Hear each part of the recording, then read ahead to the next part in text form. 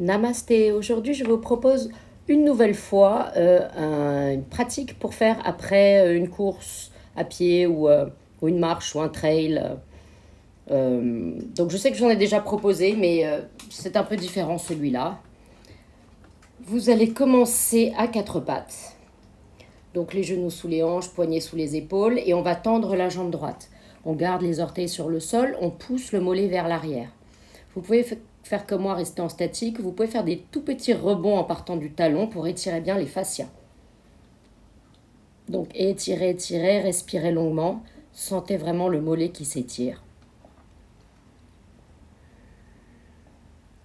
Quoi de plus agréable après une course que le mollet qui s'étire.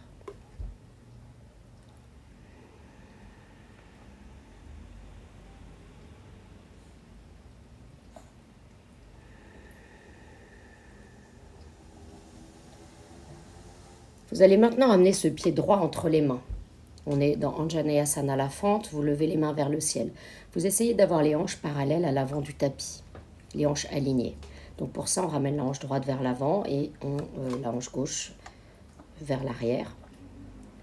Les épaules également alignées, on tire les bras vers le ciel. Les côtes de devant sont souples et rentrées. On évite de faire sortir les côtes de devant. Maintenant, on va tendre la jambe droite, c'est le demi-grand écart, Ardha Hanumanasana. Le pied droit est flex, les mains sur le sol. Vous pouvez bien évidemment les mettre sur le bloc si le sol est trop loin. Respirez.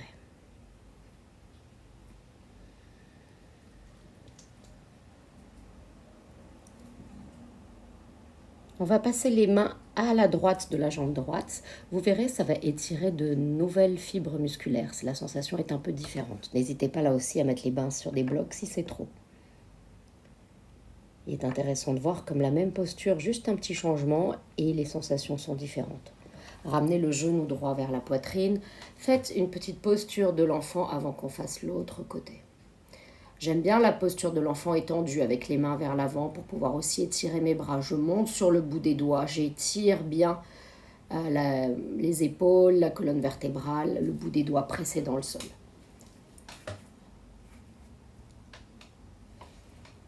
Super. Et là, on revient à quatre pattes, on fait la même chose de l'autre côté. On tend la jambe gauche, on pousse le talon gauche vers l'arrière.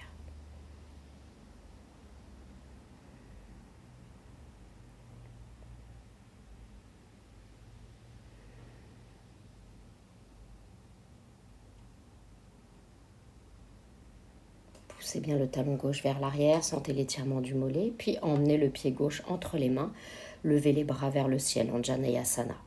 Avancez le bassin dans l'espace, mais avant d'avancer le bassin dans l'espace, allongez le coccyx vers le bas, levez le pubis vers le nombril. Pour approfondir l'étirement à des muscles justement plus profonds. On met les mains sur le sol, Ardha Hanuman. On tend la jambe gauche, le pied est flex.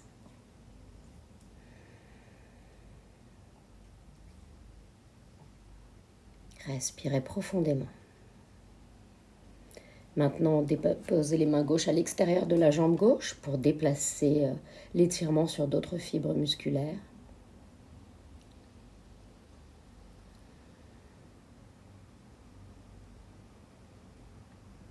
Et on revient les deux mains au centre, on revient à quatre pattes.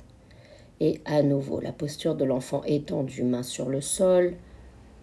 On peut monter sur le bout des doigts pour étirer bien les bras, les aisselles.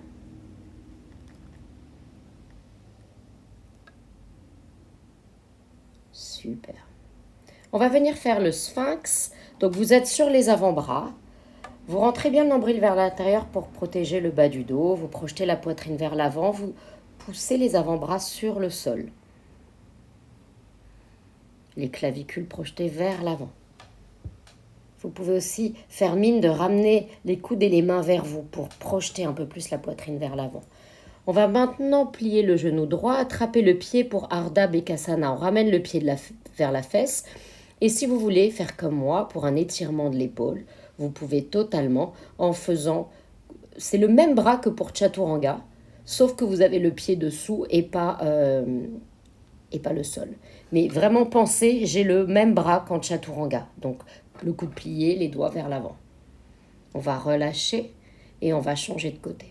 Bien évidemment, si vous avez une gêne dans le genou, et encore pire, une douleur, vous ne faites absolument pas, ou une gêne dans l'épaule en l'occurrence, vous ne faites absolument pas cette pose. Et pour la gêne dans le genou, vous relâchez un peu plus. Voilà. Et à nouveau, posture de l'enfant. On vient d'enchaîner un run et une pratique, c'est vraiment là que pour des étirements. Super, donc on va venir faire Virasana, c'est une posture qui étire bien les cuisses. Donc on a les genoux ensemble, les pieds séparés, on s'assoit entre les pieds. Pour certaines personnes c'est délicat, donc on fait comme je vous montre, vous sortez le pied droit et vous n'avez que le genou gauche plié avec le pied gauche près de la fesse. Pour d'autres c'est simple, vous pouvez aussi vous asseoir sur quelque chose, les fesses sur un bloc, le bloc entre les pieds. Et pour ceux pour qui c'est tranquille, vous pouvez faire comme moi, vous allonger et respirer. Et ayez l'idée d'allonger les genoux vers l'avant, ou en tout cas le genou de la jambe pliée vers l'avant, pour étirer encore plus la cuisse. Et vous pouvez passer les bras derrière la tête, attraper les coudes. Posture idéale pour bronzer comme moi sur la plage, n'est-ce pas? Respirez lentement, profitez-en.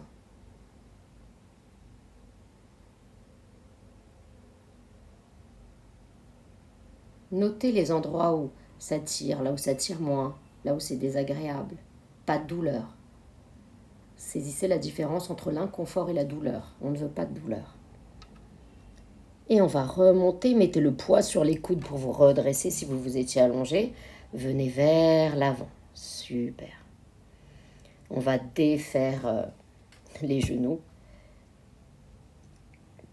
Et on va venir dans Baddha Konasana, les plantes de pied ensemble, les genoux ouverts sur le côté. Vous pouvez arrondir un peu le dos dans celui-là, c'est vraiment pas une recherche de perfection de la pose. On est plus là dans une recherche de récupération.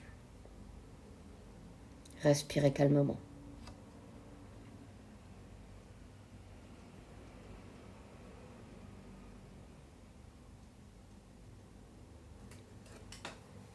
Parfait.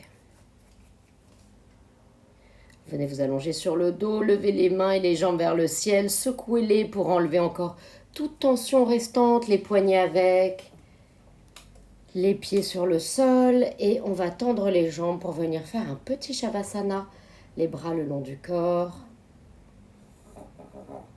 Vous pouvez mettre sur pause si vous voulez un Shavasana plus long.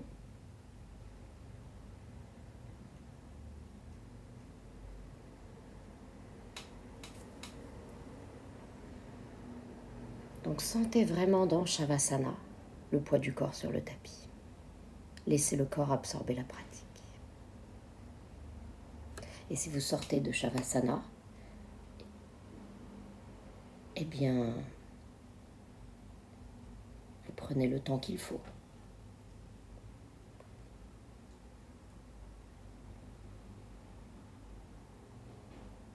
Je vous remercie d'avoir suivi cette pratique.